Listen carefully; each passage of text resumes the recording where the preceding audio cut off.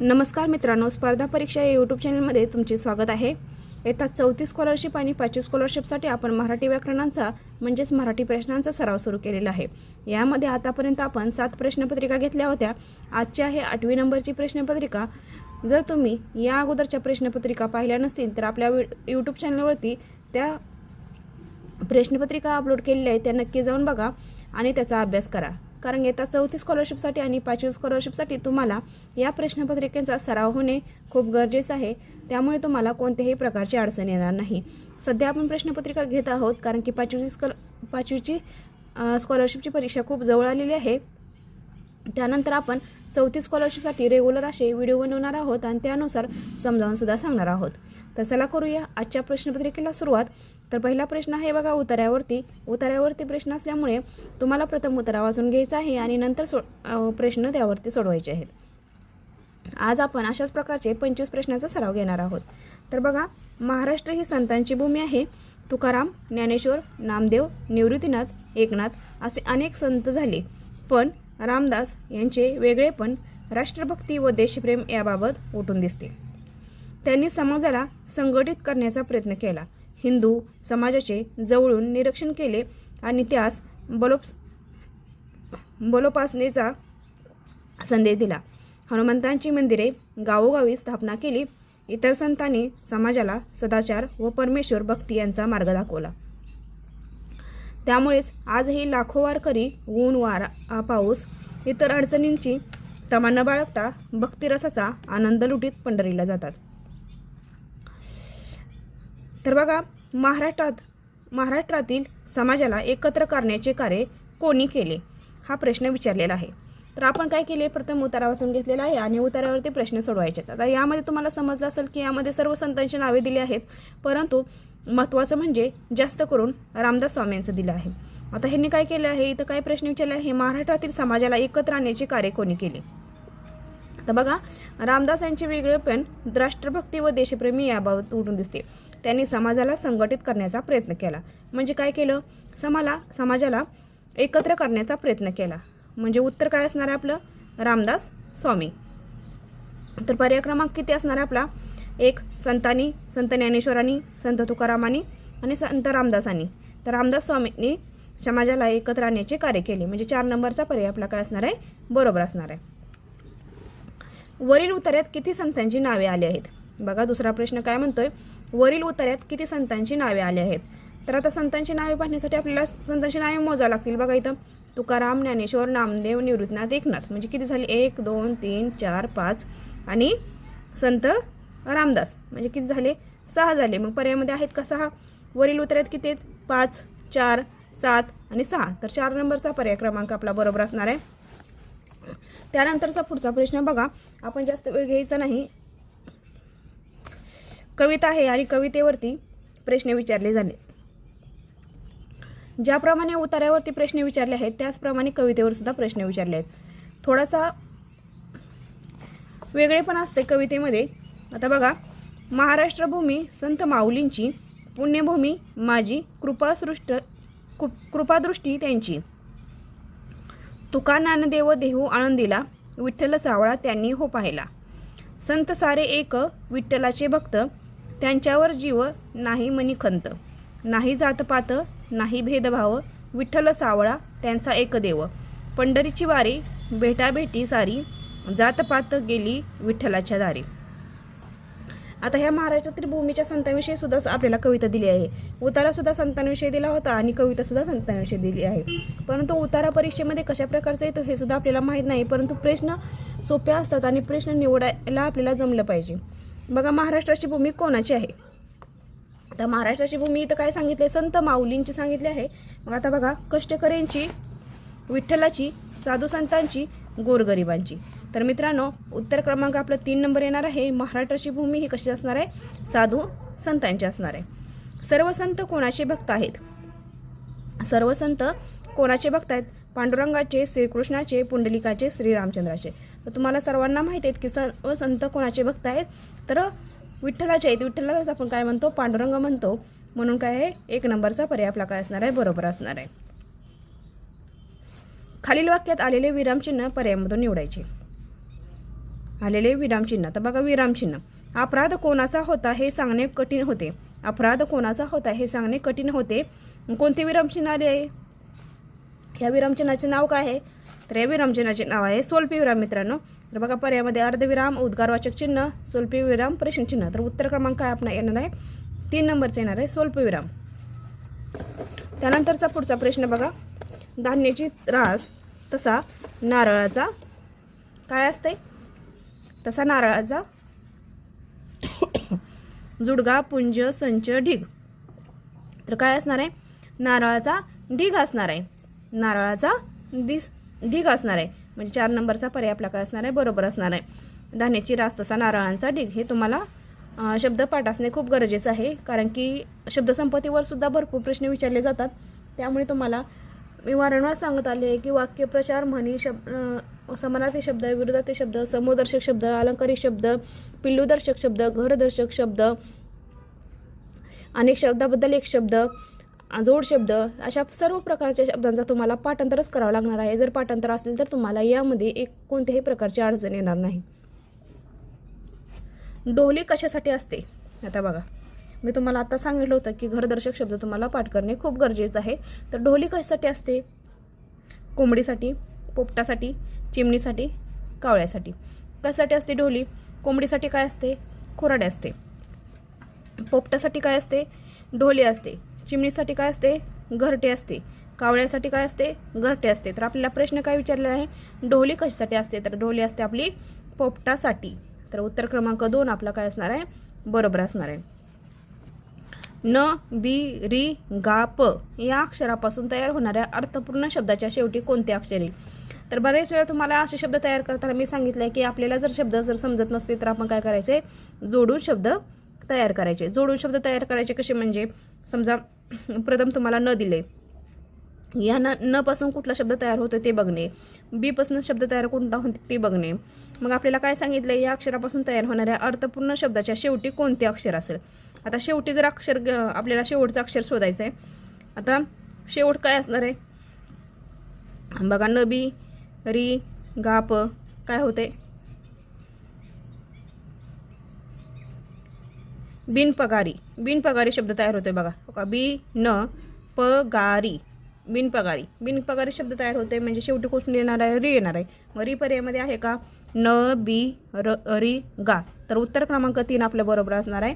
बिनपगारी शब्द तयार होतो आणि न, री ही आपली ते शेवटचा शब्द असणार आहे. तर चला करू पुढचा प्रश्न. त्यानंतरचा पुढचा प्रश्न बघा, जाहिरात आहे. आता प्रत्येक उत्तरामध्ये ह्यामध्ये जाहिरात आलेली आहे.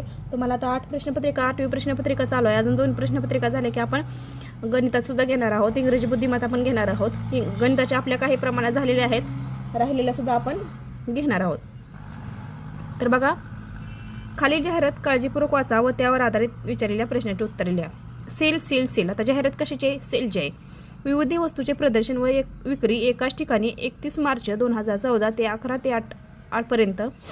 शर्ट, पॅन्ट, लेगिन्स, स्टोल, आधार काठी, स्टूल, ट्रॉली, वैशिष्ट्यपूर्ण मातीच्या प्रकारामध्ये, वॉटर फिल्टर, ओव्हन, भांडी, तवे, कुकर, फ्रीज इत्यादी. गुढीपाडव्यानिमित्त भरपूर वापस. आता आपण काय लक्षात ठेवायचं आहे? सेल आहे पण कशाबद्दलचं आहे? कशानिमित्त आहे? तर इथं बघा, गुढीपाडव्यानिमित्त भरपूर ऑफर्स. स्थळ काय आहे? Janhavi enterprises, S T stand जवळ, बारामती. आता ह्या गोष्टी आपल्याला माहिती असणे गरजेचं आहे. बघा, आता कोणत्या सणानिमित्त वरची जाहिरात देण्यात आलेली आहे? कोणत्या सणानिमित्त वरची जाहिरात देण्यात आली? तर कोणत्या सणानिमित्त दिलेलं? तर आपण बघितलं गुढीपाडव्यानिमित्त भरपूर ऑफर्स. तर बघा, दीपावली, दसरा, गुढीपाडवा, नवीन वर्ष. तर कोणत्या सणानिमित्त दिलेले आहे? गुढीपाडव्यानिमित्त दिलेले आहे. म्हणजे गुढीपाडवा हे 3 नंबरचं उत्तर काय असणार आहे? बरोबर असणार आहे. त्यानंतर बघा, खालीलपैकी कोणती वस्तू जाहिरातीमध्ये नमूद केली आहे? इंडी केले का? बघा इथं वॉटर फिल्टर, ओव्हन, भांडी, तवे, कुकर, फ्रीज. बघा, इंडी, ओव्हन, खोबरे, कटर, रोटी मेकर. तर काय केलेलं आहे? ओव्हन केलेलं आहे. म्हणजे 2 नंबरचा पर्याय आपला काय असणार आहे? बरोबर असणार आहे.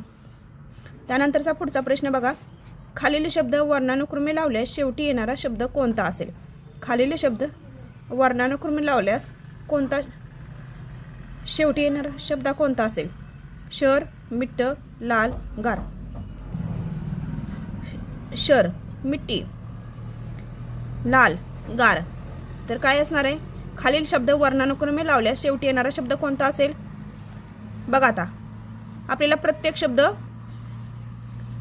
वर्णानुक्रमे लावायचा आहे, तर कोणता येईल शेवटी? तर सगळ्यात श शेवटी असणार आहे. बघा बघा, ग पहिल्यांदा असणार आहे, परत एर, ल व श, ल, मी आणि श, म्हणजे श शेवटी असणार आहे. म्हणजे पर्याय क्रमांक काय येणार आहे आपला?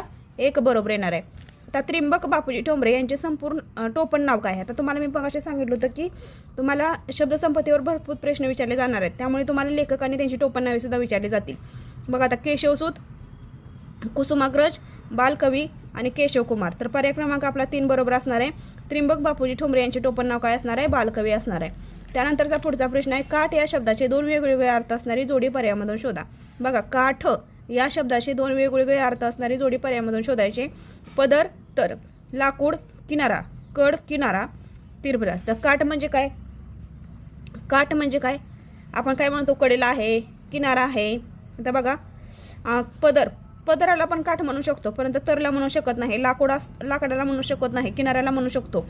कड, किनारा, म्हणजे 3 नंबरचा पर्याय आपला काय असणार आहे? बरोबर असणार आहे. काठ या शब्दाचे 2 वेगवेगळे अर्थ कोणते असणार आहे? कड आणि किनारा असणार आहे. त्यानंतर बघा, खालीलपैकी भूतकाळी क्रियापदाचा पर्याय क्रमांक कोणता? भूतकाळी, नाचलो, नाचतो, नाचेन, नाचणार. आता बघा, नाचतो, नाचतो म्हणजे काय? नाचलो, मी नाचलोय, म्हणजे भूतकाळ रूप झाला. नाचतो म्हणजे वर्तमान काळ झाला. नाचेन म्हणजे भविष्यकाळ झाला. नाचणार, नाचणार म्हणजे सुद्धा भविष्यकाळ झाला. मग पर्याय क्रमांक 1 आपला काय असणार आहे? बरोबर असणार आहे, नाचलो. त्यानंतर बघा, खालीलपैकी अशुद्ध शब्द कोणता? खालीलपैकी अशुद्ध शब्द कोणता? मुनी, मतिमंद, विळी, कुंचला. मुनी, मतिमंद, विळी, कुंचला. आता अशुद्ध शब्द विचारलाय. अशुद्ध, मुनी बरोबर आहे, मतिमंद बरोबर आहे, विळी पण बरोबर आहे, कुंचला हा शब्द चुकलेला आहे, त्यामुळे 4 नंबरचा पर्याय आपला काय असणार आहे? बरोबर असणार आहे. त्यानंतर बघा पुढचा प्रश्न, पर्यायातील चुकीची जोडी ओळखा. पिसू, पिसवा, बाई, बाया, रक्कम, रकमा, युवती, युवत्या. पर्यायातील चुकीची जोडी सांगितलं. पिसू, एक पिसू आणि एक पिसवा, म्हणजे ही काय आहे? बरोबर आहे. एक बाई अनेक बाया, आपण म्हणतो एक वचन अनेक वचनचा भाग चालू आहे. पिसू, पिसवा, बाई, बाया. त्यानंतर बघा, रक्कम, रकमा, एक रक्कम अजून अनेक रकमा. एक युवती अनेक युवत्या, युवत्या होतं का? नाही होत, म्हणजे 4 नंबरचा पर्याय आपला चुकीचा आहे. 17 नंबरचा प्रश्न बघा, सिनेमा या इंग्रजी शब्दाला मराठीत काय म्हणतात? सिनेमा या इंग्रजी शब्दाला मराठीत काय म्हणतात? चित्रपट, पिक्चर, नाटक, नृत्य. तर काय म्हणतात? सिनेमा इंग्रजी शब्दाला चित्रपट असे म्हणतात. खालील गटातील सर्वनाम असलेला पर्याय निवडा. खालील गटातील सर्वनाम असलेला पर्याय निवडा. कशा, कुठे, केव्हा, कोण. सर्वनाम ओळखायचे आपल्याला. तर सर्वनाम कोणते आहेत? मी, आम्ही, तुम्ही, कोण, कोण, कोणास, कोणाला, तू, तू, तू, तुम्ही, तेव्हा. तर कोण आहे? कोण हा शब्द काय आहे? सर्वनाम आहे. 4 नंबरचा पर्याय आपला बरोबर असणार आहे. त्यानंतरचा पुढचा प्रश्न बघा, खालील प्रसंगास अनुसरून योग्य म्हण निवडायचे. सिद्धार्थाने आवडतात म्हणून खूप आईस्क्रीम खाल्ली, त्यामुळे त्याला सर्दी झाली. काय? सिद्धार्थने आवडतात म्हणून खूप आईस्क्रीम खाल्ली, त्यामुळे त्याला खूप सर्दी झाली. जितेची खोड मेडल्याशिवाय जात नाही, होईल का? नाही होणार. अति तेथे माती, म्हणजे अति खाल्ल्यामुळे त्याला त्रास झाला, म्हणजे बरोबर आहे 2 नंबरचा अति तेथे माती. ज्याची खावी पोळी त्याची वाजवी टाळी, नाही होऊ शकत. आंधळा मागतो 1, देव देतो 2, नाही होऊ शकत. म्हणजे 2 नंबरचा पर्याय आपला काय असणार आहे? बरोबर असणार आहे. त्यानंतरचा पुढचा प्रश्न बघा, मुंडन या शब्दाशी समानार्थी नसलेला शब्द पर्यायामधून निवडायचा आहे. मुंडन, कताई, चमन, चकोट, गोटा. आता आपण काय म्हणतो? चमन गोटा, चकोट गोटा, गोटा, गोटा, काय पण म्हणतो आपण. मुंडन या शब्दाशी समानार्थी नसलेला शब्द शोधायचा. तर कताई हा शब्द मुंडन या शब्दाशी समानार्थी नाही, म्हणजे पर्याय क्रमांक 1 आपला उत्तर बरोबर आहे. नंतर रिकाम्या जागी योग्य शब्द भरून सुसंगत वाक्याचा परिचय करा. आता तुम्हाला वारंवार सांगितलं की सुसंगत वाक्याचा परिचय करताना 3ही वाक्य व्यवस्थित वाचून घ्यायच्यात. आंघोळीनंतर मुले डॅश डॅश उभी राहिली. आंघोळीनंतर मुले काय करून उभा राहतात रे मित्रांनो? हात जोडून. आता इथं उत्तर लगेच समजते. पाय जोडून, डोके ठेवून, कान देऊन, नाहीतर हात जोडून उभे राहतात, म्हणजे 3 नंबरचा पर्याय आपला काय असणार आहे? बरोबर असणार आहे. अगरबत्तीचा मंद डॅश डॅश हवेत पसरला होता. अगरबत्तीचा मंद म्हणजे अगरबत्तीचा मंद म्हणजे काय रे? वास असतो किंवा सुवास असतो. कुठं पसरला होता? हवेत पसरला होता, म्हणजे वास, धूर, दुर्गंध, सुवास. आता इथं वास पण येऊ शकतो बरं का, पण सुवास हा 4 नंबरचा पर्याय आपला काय असणार आहे, बरोबर असणार आहे. मुलांनी देवाला डॅश डॅश केला. मुलांनी देवाला मग काय केलं तर आंघोळ करून मुले हात जोडून उभा राहिले होते. त्यानंतर अगरबत्तीचा वास सगळीकडे पसरला होता. म्हणजे काय होतं, आणि त्यानंतर कशामुळे मग मुलांनी देवाला काय केलं होतं, मग नमस्कार केला होता. हात जोडून उभा राहणे म्हणजे काय, नमस्कार करणे म्हणजे नमस्कार केला होता. म्हणजे 1 नंबरचा पर्याय आपला काय केला, बरोबर आहे. ताजमहाल आग्रा येथे आहे या वाक्यातील विधेय ओळखा. आग्रा, ताजमहाल, आग्रा येथे, आग्रा येथे. ताजमहाल आग्रा येथे या वाक्यातील विधेय ओळखायचं आहे.